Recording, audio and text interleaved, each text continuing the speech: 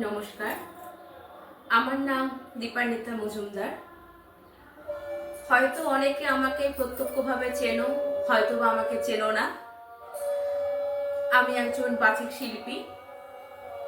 বিগত বলতে গেলে 1-1.5 বছর ধরে আমি একটু সরে আছি, কিন্তু আমার পরিবারের অনুপ্রেরণায় এবং তাদের আমার প্রতি যে একটা ভালোবাসা, আমার এই আবৃত্তির প্রতি, তার চেষ্টাতে আজকে অনেক দিন পর আমাদের এই ৭৮তম স্বাধীনতা দিবসে আজকে আমি সকালবেলায় একটি কবিতা পাঠ করতে বসি। এবং দীর্ঘদিনের চর্চা না থাকার কারণে হয়তো আমার অনেক ভুল ত্রুটি হতে পারে। যারা আমার গুরুজন আছো বা আমার থেকে যারা ছোট আছো, যারা জানো কবিতাগুলো, যদি আমার কোনো ভুল ত্রুটি হয়ে থাকে অবশ্যই আমাকে মার্জনা করবে, কারণ অনেকদিন প্র্যাকটিস না থাকলে যা হয়, আমার ক্ষেত্রেও আজকে তাই একই অবস্থা।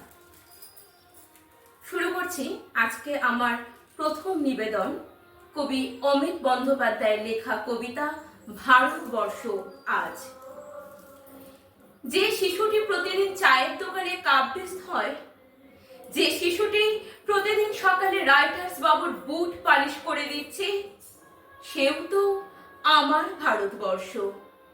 সারাদিন না খেয়ে সন্ধ্যা নেমে আসার আগে এক্সাইডের ফুটপাথ জুড়ে যে শিশুগুলো অন্ধ মাইন্ড করে মাথা রেখে বাবার খাবার আনবার আশায় আশায় ঘুমিয়ে পড়ে, তারাও তো আমার ভারতবর্ষ।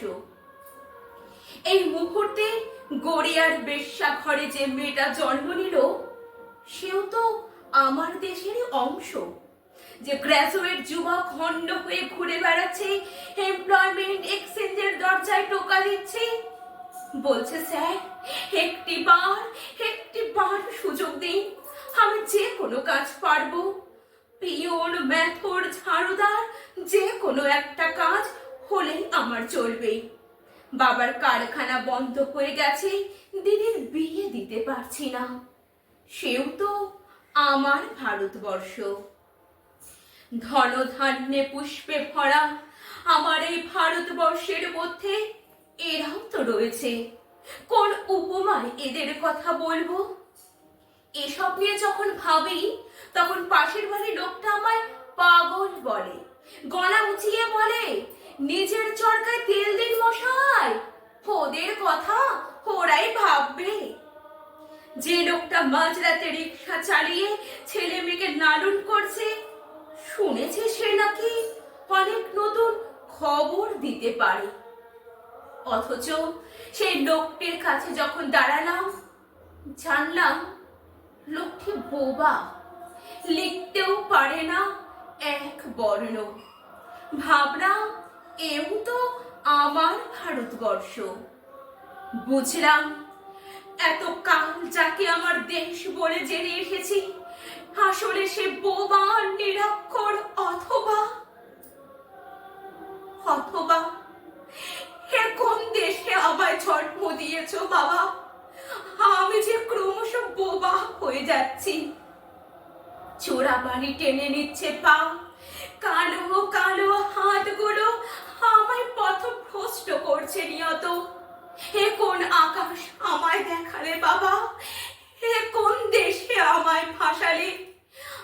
আমি যে অন্ধকারে ডুবে যাচ্ছি, পায়ে পায়ে মিলিয়ে যাচ্ছে ক্রোধ, প্রতিবাদী গানগুলো হারিয়ে যাচ্ছে কণ্ঠ থেকে, সাম্যবাদের ভাষাগুলো ভুলে যাচ্ছে ক্রমশ।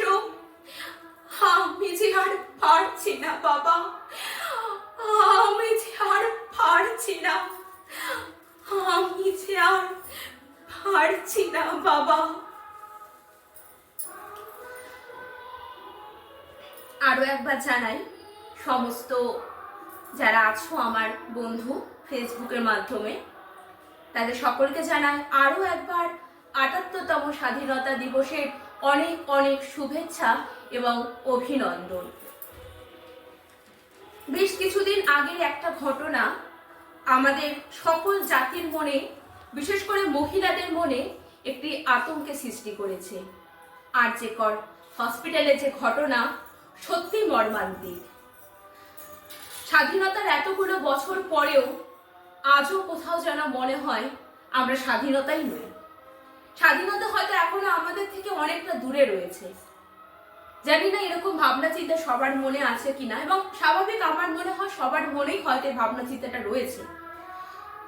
আজও কি আমরা নারী পুরুষ উভয় কি আজও কি আমরা স্বাধীন?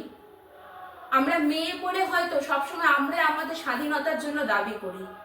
আমার মনে হয় সমাজে কিন্তু নারীর পাশাপাশি অনেক সময় অনেক জায়গায় পুরুষরাও কিন্তু লাঞ্ছিত হয়, তাদের সাথেও কিন্তু এরকম ঘটনা ঘটে থাকে। হয়তো কোনো পুরুষ মানুষের এমন পজিশন হয়ে গেছে তার কোনো কর্মসূত্রে বা তার কোনো জায়গায় যেখানে তার দোষ নেই, কিন্তু অন্য বন্ধু বান্ধবের মাধ্যমে তাকেও দোষে ভাগিদার হতে হয়।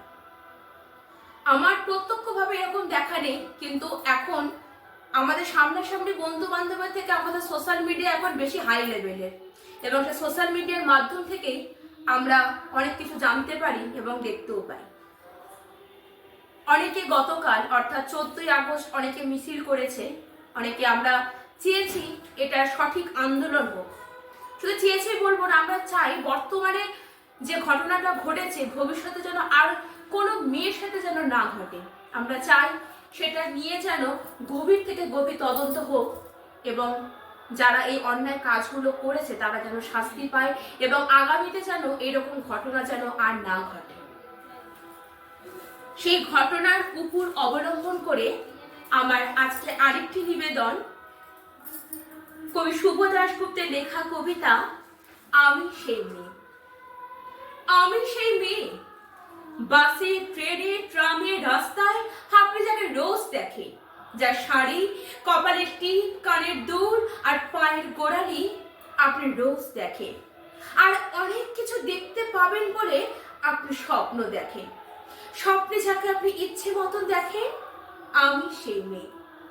বিহারের প্রত্যন্ত গ্রামে দিনের আলোয় যার ছায়া মারানো আপনার ধর্মে নিষিদ্ধ, আর রাতের গভীরে যাকে বস্তি থেকে তুলে আনতে পাইক বারকান্দাজ পাঠান আপনি, আর সুসজ্জিত বিছানায় যার জন্য অপেক্ষায় অধীর হন আপনার রাজকীয় লাম্পাট্য, আমি সেই মেয়ে। আমি সেই মেয়ে, আসামের চা বাগানের ঝুপড়ি কামিন বস্তি থেকে যাকে আপনি নিয়ে যেতে চান সাহেবী বাংলোয়, মধ্যরাতে ফায়ার প্লেসে ঝলসে ওঠা আলোয় মোদির চোখে দেখতে চান যার অনাবৃত শরীর, আমি সেই মেয়ে।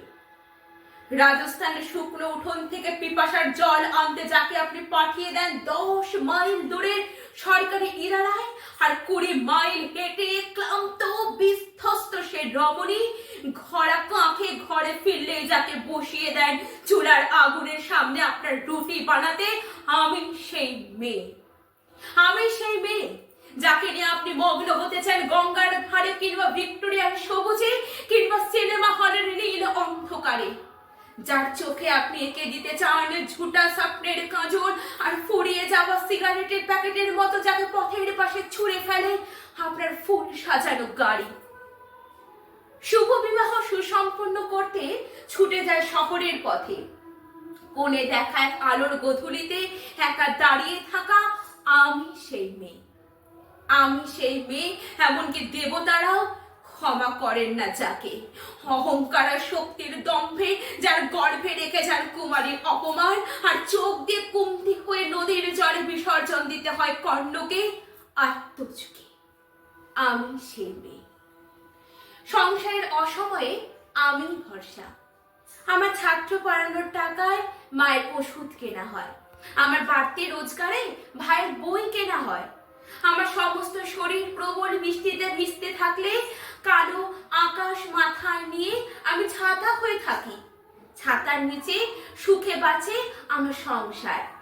আপনি আপনারা আমার জন্য অনেক করেছেন, সাহিত্যের কাব্যে শাস্ত্রে লোকাচারে আমাকে মা বলে পুজো করেছেন, প্রকৃতি বলে আবেক্ষেতাও করেছেন, আর শহর গঞ্জের কানা গলিতে ঠোঁটে রং মাখিয়ে কুপি হাতে দাঁড় করেও দিয়েছেন।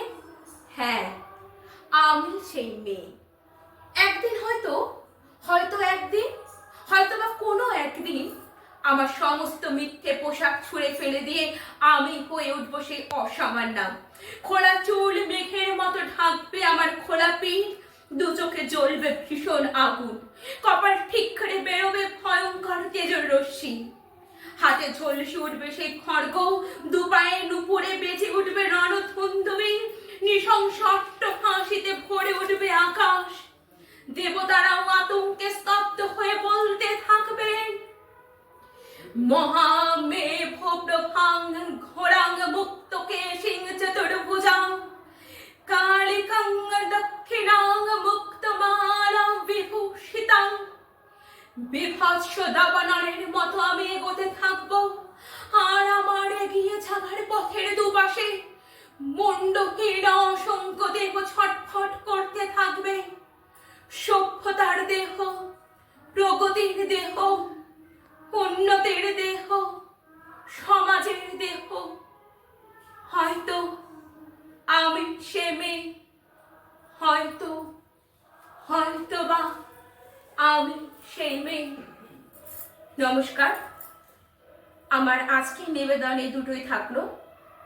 ভালো মন্দ যাই লাগুক অবশ্যই কমেন্ট বক্সে জানাবেন, ভুল ত্রুটি থাকলে অবশ্যই জানাবেন। অনেক ভুল ত্রুটি নিশ্চয়ই আছে, আমিও জানি, আজকে করার সময় আমিও অনেকটা বুঝতে পারলাম।